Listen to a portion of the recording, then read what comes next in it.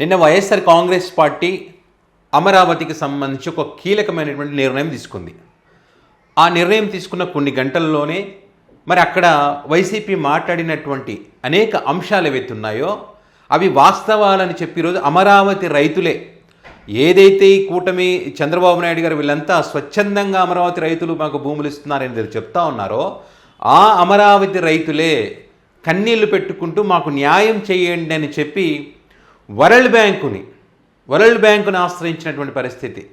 ADB bank, world bank ఈ రెండు కూడా అమరావతికి అప్పిస్తున్నాయి. సో వారిని ఆశ్రయించారు అని అంటే అర్థం చేసుకోండి ఏ రేంజ్లో ఇక్కడ స్కామ్ జరుగుతుందో, ఏ రేంజ్లో వీళ్ళు మోసం చేస్తూ ఉన్నారో.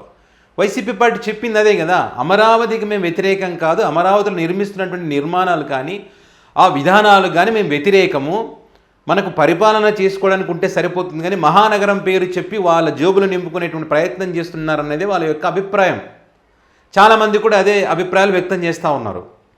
లక్షల కోట్లు అప్పు చేసి ఎందుకు ఇవ్వని అని చెప్పి ప్రతి రూపాయి కూడా అక్కడ ఖర్చు పెట్టే ప్రతి రూపాయి కూడా అప్పు చేస్తూ ఉన్నారు. అసలు ఇక్కడ మ్యాటర్ ఏంటి అంటే ఇక్కడ ఆ రైతులకు పాపం ఇప్పుడు ఎల్పిఎస్ పద్ధతి ఉంది, ల్యాండ్ పూలింగ్ సిస్టమ్ ఈ స్కీమ్ ఉంది. ఆ స్కీమ్ ప్రకారం వీళ్ళు ఏం చేయాలి, కొన్ని నిబంధనలు ఉన్నాయి. ఏడీబీ బ్యాంక్ కానీ వరల్డ్ బ్యాంక్ కానీ ఆ వారి నిబంధనలకు కట్టుబడి ఇక్కడ ఏపీసీఆర్డీఏ భూముల సేకరణ చేయాలి రైతుల దగ్గర. అంటే ఆ నిబంధనలని ఉల్లంఘించి దౌర్జన్యాలు చేసి విధ్వంసాలు చేసి అధికారాన్ని దుర్వినియోగం చేసి వాళ్ళ స్థలాలు వాళ్ళ దగ్గర ఉంటే బుల్డోజర్లు పెట్టి కూల్చేసి ఆ రకంగా భూములు లాక్కుంటున్న పరిస్థితి మనం చూస్తూ ఉన్నాం. కొంతమందికి పథకాలు రావని, కొంతమందికి మీ ఈ ప్రాంతం కనుక ఇవ్వకపోతే మీకు వ్యవసాయం చేసుకునే అవకాశం ఉండదని, మీ కాలనీలో లైట్ ఉండదని, ఒకటి కాదు రెండు కాదు అనేక రకాల ఇబ్బందులు గురి చేస్తూ ఉన్నారు రైతులను.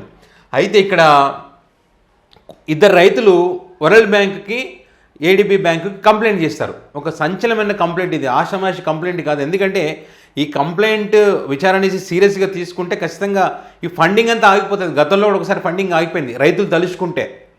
సో ఇప్పుడు కూడా మా కష్టాలు మా కన్నీళ్ళు ఇవని చెప్పి ఏం జరిగింది ఇక్కడ అంటే రైతుల ఇప్పుడు ల్యాండ్ పూలింగ్ సిస్టమ్ అంటే రైతుల అనుమతి తీసుకోవాలి. పాపం వాళ్ళకే తెలియదంట. ఎవరికి ఒక కన్స్ట్రక్షన్కి వీళ్ళు ఇది ఇచ్చారంట, ఏది జీవీ ఎస్టేట్ ఒక హోటల్కి వీళ్ళ స్థలం ఇచ్చేశారంట. ఎక్కడి స్థలం అంటే అది seed access road E3 survey number 225/1. ఈ స్థలాన్ని ఈ ఇద్దరు రైతులు ఆ కంప్లైంట్ చేసినటువంటి ఇద్దరు రైతులు ఎవరంటే పసుపులేటి జములయ్య, తర్వాత శరత్ కుమార్, వీళ్ళిద్దరికి సంబంధించిన మండలంలో ఉన్నటువంటి ఇద్దరికి సంబంధించిన భూములు వీళ్ళ అనుమతి లేకుండానే తీసేసుకున్నారంట. ఆశ్చర్యంగా లేదు? అంటే వీళ్ళ అనుమతి తీసుకొని వీళ్ళు ఒప్పుకున్న పద్ధతి అది కదా, ల్యాండ్ పూలింగ్ పద్ధతి అది కదా. మరి బ్యాంకులు కూడా ఎందుకు ఇస్తున్నాయి, అవన్నీ అప్పెందుకు ఇస్తుంది? ఇవన్నీ ఉట్టికేది, ఇవన్నీ నిబంధనలు ఉంటాయి. ఆ రైతులకు న్యాయం చేయాలి. ఆ రైతులకు ఏం ప్రామిస్ చేసావు ఆ ప్రామిస్ చేయాలి, దాన్ని బ్రేక్ చేయకూడదు. సో ఇవన్నీ ఉంటాయి. ఇవన్నీ లేకుండా వాళ్ళ అనుమతి లేకుండా నువ్వు ఎట్లా తీసుకున్నారు కాబట్టి వీళ్ళు కంప్లైంట్ చేశారు. ఇదే కాకుండా తుళ్ళూరు పోలీస్ స్టేషన్లో కూడా ఈ రైతులు అనేక సందర్భాల్లో కంప్లైంట్ చేస్తే అక్కడ అంటే మీరు ఒప్పుకోండి, ఇచ్చేయండి, ఇవ్వడానికి ఏముంది అని రాజీ కుదిర్చే ప్రయత్నం మండల అధికారులకి, సర్పంచులకి, ఇక్కడ ఎవరికి చెప్పినా ఎవరు కూడా వీళ్ళ గోడు పట్టించుకోనటువంటి పరిస్థితి. ఇక వైసీపీ కానీ వేరే వాళ్ళు కానీ మాట్లాడితే ప్రపంచ రాజధాని, మా కళల రాజధాని ఎదగకుండగా వీళ్ళు కళ్ళు మండి కడుపు మండి ఓర్వలేక వీళ్ళు సైకోలుగా తయారయ్యారని చెప్పి ఒక ప్రచారం చేస్తారు. రైతుల ఇబ్బందులు చెప్తే ఇప్పుడు అదే రైతులు వరల్డ్ బ్యాంకుకి లేఖలు రాశారు, కంప్లైంట్ చేశారు. మరి ఇప్పుడేమంటారు? తప్పు కదా ఇది, వాళ్ళ అనుమతి లేకుండా మీ ఇష్టానుసారం. అసలు గతంలో తీసుకున్నటువంటి భూములకే మోక్షం లేదు.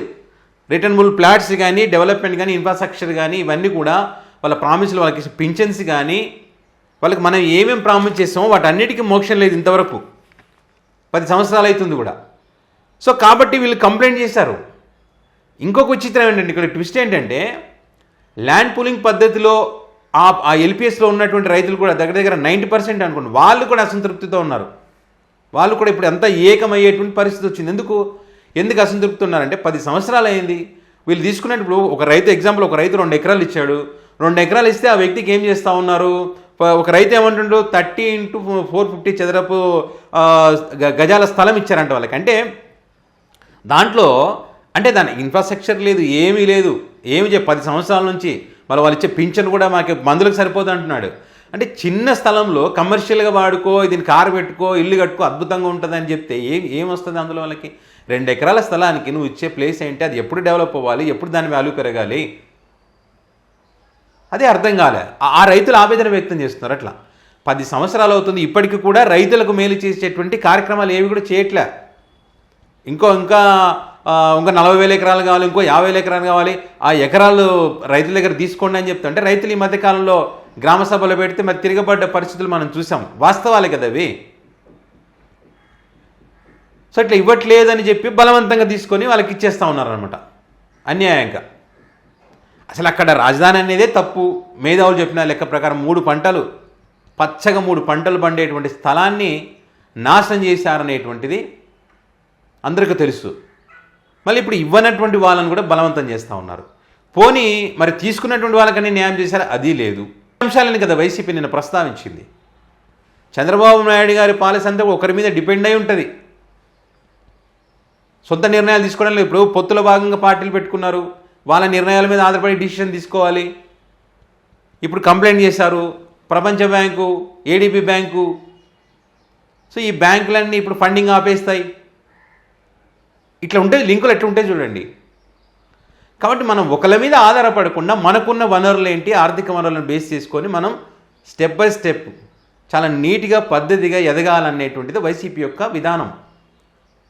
ఉన్న దాంట్లోనే మనం డెవలప్ చేసుకుందాం. తద్వారా ఆటోమేటిక్గా నీకు రెవెన్యూ పెరిగితే, జిఎస్టీ అద్భుతంగా ఉంది వాళ్ళ ఆయంలో. ప్రతి నెల కూడా కొనుగోలు శక్తి పెరిగింది ప్రజల్లో.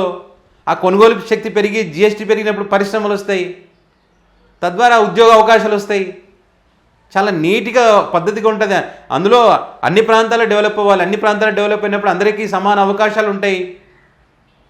ఇవన్నీ వదిలేసి ఈ రకంగా ఎప్పుడో జరుగుతుంది అని చెప్పి కళల ప్రపంచం గ్రాఫిక్స్లో చూపిస్తూ ఉంటే ఈ రకంగా రైతులైతే కంప్లైంట్ చేయడం జరిగింది వాళ్ళకు, వరల్డ్ బ్యాంకుకి. మరి చూద్దాం మరి వాళ్ళ నుంచి ఎలాంటి సమాధానం వస్తుందో. ఖచ్చితంగా దీని మీద ఎందుకంటే అంత ఈజీగా వదలరు కదా, కొన్ని నిబంధనలు ఉంటాయి కదా. ఆ నిబంధనలకు అనుగుణంగానే వాళ్ళు కూడా డిసిషన్ తీసుకుంటారు. చూడాలి మరి ఏం జరుగుతుంది అనేది.